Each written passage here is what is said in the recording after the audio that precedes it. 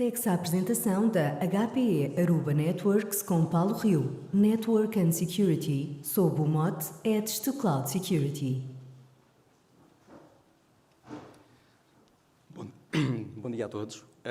Agradeço antes de mais o convite da IT Security e agradeço também a vossa presença, porque os incidentes e as ameaças continuam em crescimento.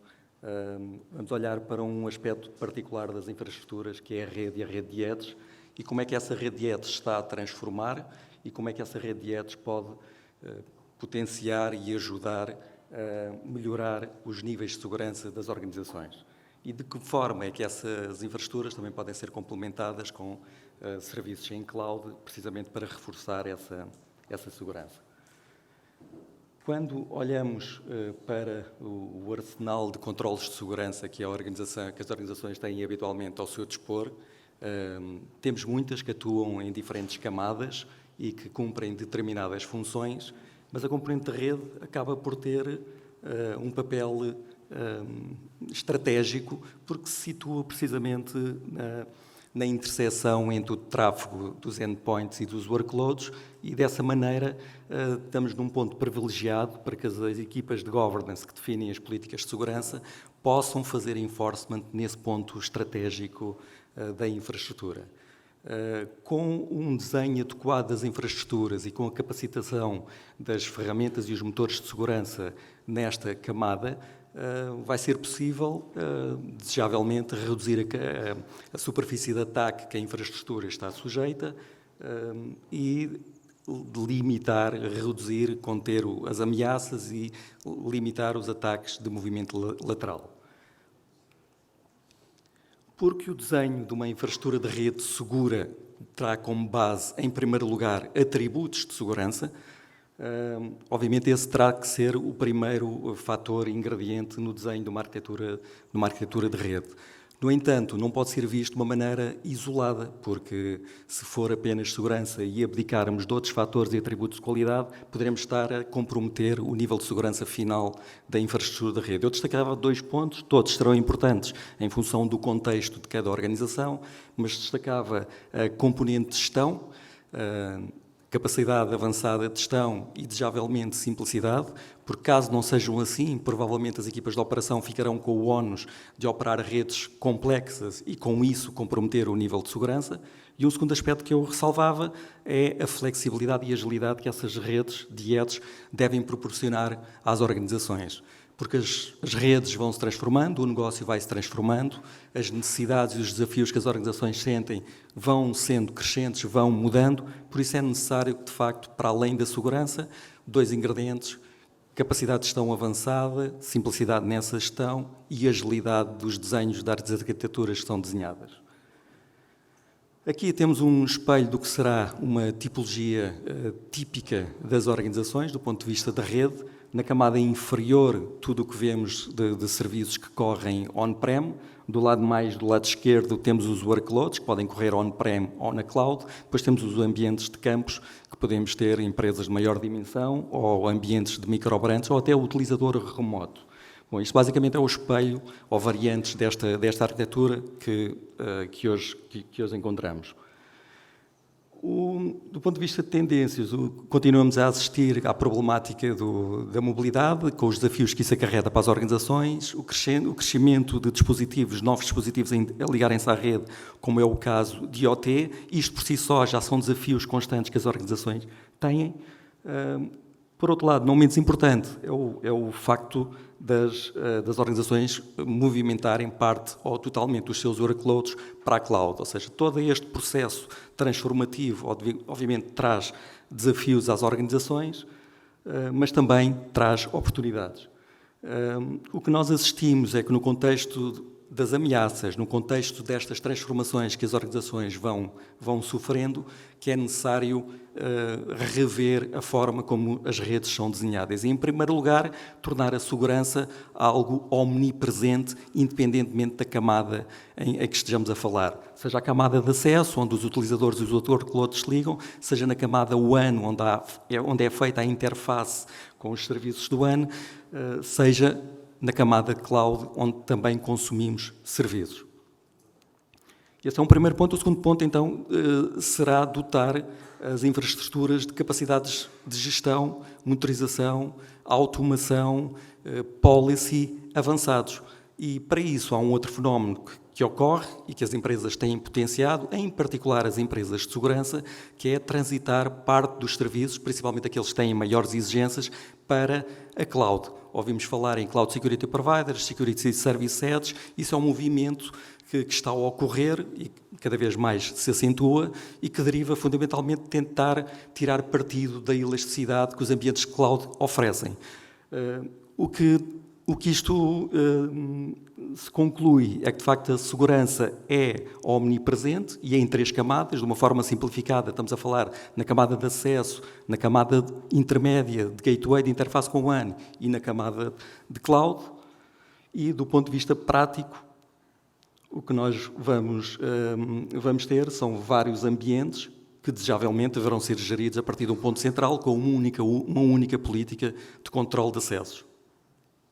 Aqui fazemos um drill down, então, do que é que serão essas camadas e o tipo de controles de segurança que se podem e que se devem munir as infraestruturas para se fazer um controle efetivo, principalmente quando as organizações têm uma exigência de ter um controle fino, granular, em contexto dos acessos à infraestrutura. Em primeiro lugar, do lado esquerdo, o que vocês veem, de facto, é que todas as camadas passam a estar dotadas de capacidades e motores de segurança para fazerem a contenção das ameaças, inclusivamente as camadas de acesso, onde vulgarmente temos os switches e os access points wireless, a camada intermédia, onde habitualmente convivem ou vivem os sistemas de routing e os sistemas de firewall, obviamente vão continuar a existir. No contexto do novo paradigma, falamos em Software Defined WAN, é uma transformação que está a ocorrer. E na camada superior, os serviços de valor acrescentados ou com maior exigências, que não têm normalmente a possibilidade de correr on-prem e que por esse motivo foram movimentados para a cloud. Ou seja, em primeiro lugar, esta estratificação, este stack de segurança. Depois, do ponto de vista de adoção destas tecnologias, o que nós observamos é que, de facto, há 2 abordagens. As organizações podem optar por uma abordagem de monofabricante, um único fabricante, para o stack completo de segurança. A Aruba poderá fornecer esse stack completo, mas o que observamos também, e isto é a realidade mais comum, é que as organizações, por diferentes motivos, pelas motivações, necessidades ou outras razões, acabam por ter contextos mistos em que a segurança será a combinação de vários fabricantes. E aqui é importante voltarmos ao tal conceito de agilidade e flexibilidade da infraestrutura, porque se a infraestrutura não for suficientemente flexível, de forma a integrar ambientes multivendor, onde, por exemplo, a camada de acesso fala com um firewall de uma terceira parte, que pode ser Palo Alto, e com isso trocar informações de contexto, ou um gateway da SD-WAN da Aruba falar com um Cloud Security Provider, que poderá ser o Palo Alto Prisma. Se não houver esta capacidade de integração, vamos perder depois a tal agilidade que muitas organizações exigem. Por outro lado, uma das características, e para cumprir a missão de implementar redes Zero Trust ou Least Privilege, independentemente agora do modelo mais restritivo que a organização tenha nas suas políticas de acesso, aqui temos um exemplo de como é que a tecnologia tem evoluído e como é que se pode potenciar as redes de acesso para proporcionar microsegmentação.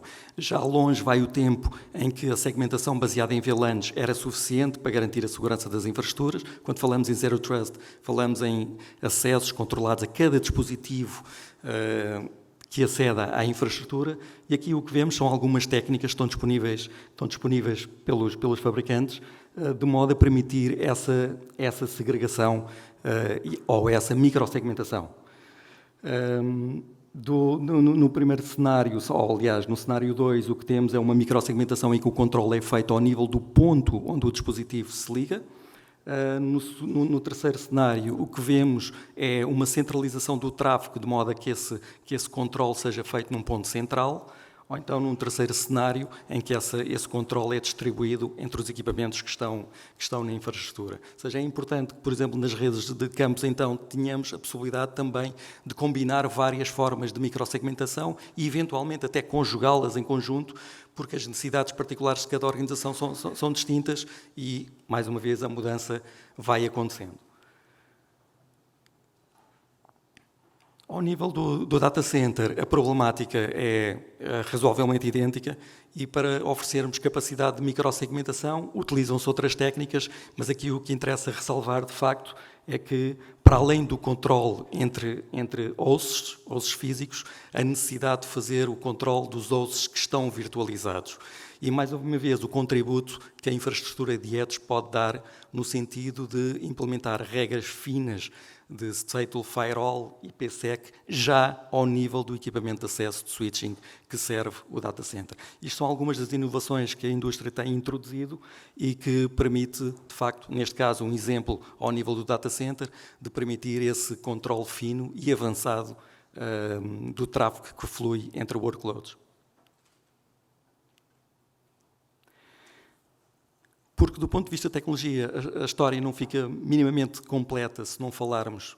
E então, as políticas de segurança, é importante que as ferramentas de gestão que instrumentalizam e configuram a infraestrutura da rede tenham a capacidade de fazer, implementar políticas de segurança o mais mapeadas possível com as políticas formais que a organização definiu.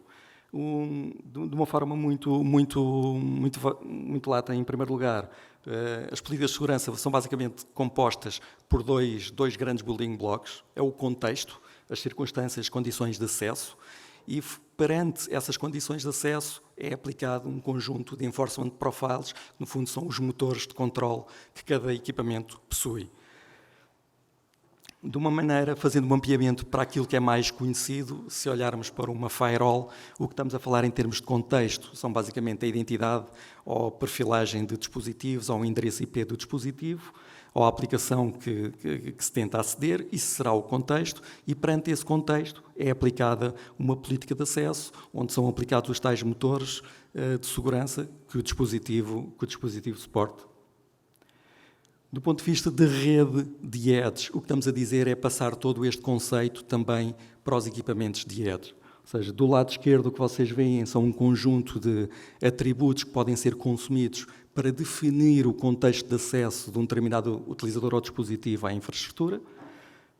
Isso pode acontecer ao nível de um switch, de um AP, de um gateway, ou até de um sistema de firewall de terceiras partes. Ou seja, esse é definido o contexto e, em função da riqueza do equipamento que está em causa, aplicar-se uma política de segurança tão rica quanto as capacidades do equipamento. Com isto termino a apresentação, só deixando a nota de que isto são algumas técnicas muito concretas que a tecnologia e a indústria hoje oferece no mercado e que julgamos que desta forma conseguimos robustecer as infraestruturas das organizações. Muito obrigado pela atenção. Se houver questões, estaremos depois no nosso booth lá fora para qualquer questão que surja. Muito obrigado.